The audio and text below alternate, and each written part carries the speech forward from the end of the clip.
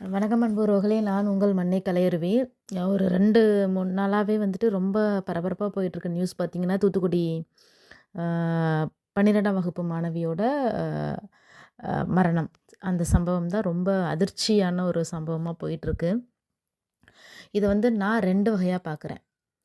அ 1 அந்த பொண்ணோட ரீதியிலிருந்து பார்க்கும்போது, அ இதுக்கெல்லாம் முதல்லங்க திரும்பவும் நான் ஏற்கனவே ஒரு பதிவுல சொன்ன மாதிரி, அவன் குற்றவாளின்னு தெரிஞ்சு, அது கன்ஃபார்ம் ஆயிடுச்சு அப்டின்னா, நோ மோர் டாக் மரண தண்டனை. அந்த பிள்ளைய கொன்ன மாரி அவனையும் கொன்னுடணும். அவன் இருந்து என்ன யூஸு? 12வது படிக்கிற வரைக்கும் கிட்டத்தட்ட 17 வருஷம் வளர்த்த அம்மா, அப்பாவுக்கு இவ்வளோ பெரிய இடிய தலையில இறக்குன அந்த நாயெல்லாம் இருந்தா என்ன? இல்லாட்டி என்ன? அவன முதல்ல தூக்குல போடணும். சட்டங்கள் கடுமையாக்கப்படும் வரை தவறுகளும், குற்றங்களும் நடந்து கொண்டு தான் இருக்கும். தவறுகள்னு சொல்லக்கூடாது. தப்பு. அவங்க பண்ற தப்புகளும், குற்றங்களும் நடந்துட்டு தான் இருக்கும். என்ன பண்றாங்க? புடிக்கிறாங்க, புடிச்சு போலீஸ்ல போடுறாங்க. விசாரணைங்கிற பேர்ல ஒரு 5 வருஷம், 10 வருஷம் அப்படியே போகுது. ஜெயில்ல இருக்கானுங்க. நல்லா அவன் வேலைக்கு போ வேணாம், சுத்த வேணாம், எதுவும் பண்ண வேணாம், அலைய வேணாம். நீட்டா 3 வேள சாப்பிட்டுட்டு சொகுசா இருந்துட்டு வெளில வரான். என்ன நடக்குது எனக்கு புரியல. இது வந்து தவறா போகுமான்னும் எனக்கு தெரில. அவங்கவங்க வீட்ல நடக்கும்போது தாங்க அதோட வலி தெரியும். வேதனை தெரியும். அந்த பிள்ளைய பறி கொடுத்தவங்க எந்த அளவுக்கு வேதனைப்பட்டுருப்பாங்க. ஆ இது ஒரு பக்கம். இன்னொரு பக்கம் நான் இந்த அரசாங்கத்தையும் குறை சொல்லல. இல்ல ஆளுங்கட்சியும் குறை சொல்லல. எதிர்க்கட்சிக்கு ஆதரவா பேச வரல. அரசியல் சார்பா 2 விஷயங்கள நான் சொல்றேன். 1 எது நடந்தாலும், எந்த கட்சி ஆட்சியில இருந்தாலும், இதுதான் அவங்களோட ஆட்சியோட லட்சணமா, அந்த அதிகாரிகள் என்ன செய்வாங்க? மேலிடம் என்ன செய்யும்? இல்ல முதலமைச்சர் தான் டைரக்ட்டா வந்து பார்த்துட்டு இருக்க முடியுமா? தவறுகள் எங்கே சரி செய்யப்பட வேண்டும்? நாம சொல்லிக் குடுத்து, பொண்ணுங்கள இப்படி இருன்னு சொல்ற நாம பசங்கள்ட்ட ஏன் பொண்ணுங்கள்ட்ட இப்படி நடந்துக்கங்கன்னு சொல்லிக் குடுக்க மாட்டேங்கிறோம்? நாம தான் முதல்ல சரியா இருக்கணும். அப்புறம் சொசைட்டிய பார்க்கணும், அப்புறம் கவர்மெண்ட்ட பார்க்கணும், அப்புறம் நம்மளோட அரசியல் பார்க்கணும். அத விட்டுட்டு எந்த கட்சி ஆட்சியில இருந்தாலும், அது டிஎம்கே, ஏடிஎம்கே யார் இருந்தாலும், "உங்க ஆட்சி இதுதானா?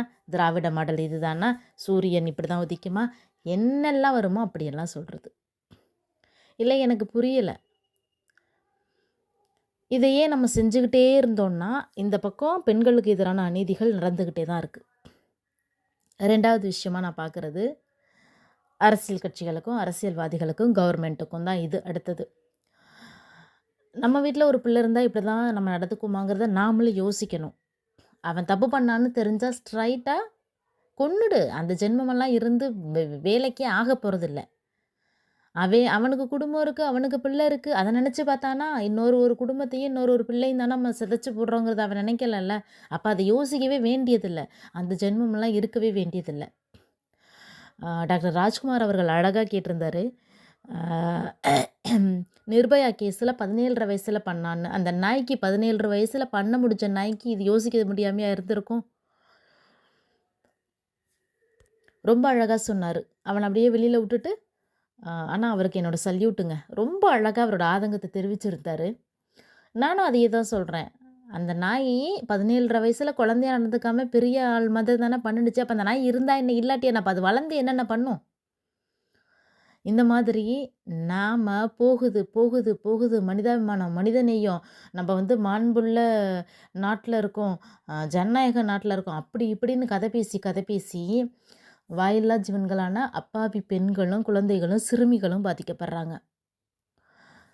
நம்ம பேசிட்டு வரலாம். ஆணுக்கு பெண் எங்கே சமம் அப்படின்னு. எங்க நடக்குது? எல்லாரையும் சொல்லிட்டு வர்றோம். அந்த பொண்ணு அப்படி ட்ரெஸ் போடுது, இப்படி ட்ரெஸ் போடுது. அதனால தான் வந்து இதெல்லாம் நடக்குதுன்னு. பள்ளிக்கூடம் போற பிள்ளை நல்லா நீட்டா யூனிஃபார்ம்ல தானே போயிருக்கும். கிராமத்தில உள்ள பிள்ளை என்ன டைட் ஜீன்ஸும், டைட் டீ ஷர்ட்டுமா போட்டுட்டு இருந்திருக்கும். ஒரு நைட்டிய போட்டிருந்திருக்கும். இல்லன்னா யூனிஃபார்ம்ல வந்திருக்கும். இல்லையா ஒரு பாவாடை சட்டை. அப்ப எந்த ட்ரெஸ் தான் போடுறது? வக்ரம்ங்கிறது மனுஷங்க மனசுல இருக்கு. போடுற ஆடையில இல்ல. அதுக்காக எல்லாரையும் அப்படி இருங்க, இப்படி இருங்கன்னு நான் சொல்ல வரல. எனக்கு இது சரியா பட்டா, அது எனக்கு சரி. உங்களுக்கு தவறா படுறதுக்கு நான் பொறுப்பாக முடியாது. அப்படிதான் ஒவ்வொரு பெண்ணோட மனநிலையும்.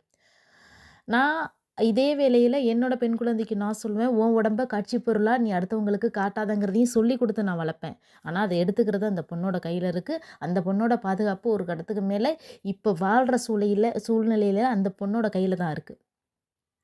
மிருகங்கள் மத்தியில நம்ம வாழ்றோம். எல்லாரையும் சொல்லலங்க. மன்னிச்சுருங்க. எல்லாரையும் நான் சொல்லல. மிருகங்கள் மத்தியில நம்ம வாழ்றோம். நீ உன்ன சேஃபா பார்த்துக்கோ. அப்படின்னு சொல்லிக் குடுக்க வேண்டிய இடத்துல நான் இருக்கும்போது வெட்கமா இருக்கு. ரொம்ப வேதனையா இருக்கு.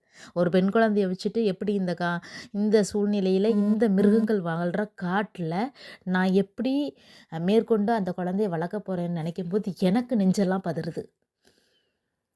நான் உங்கள் மன்னை கலையருவி.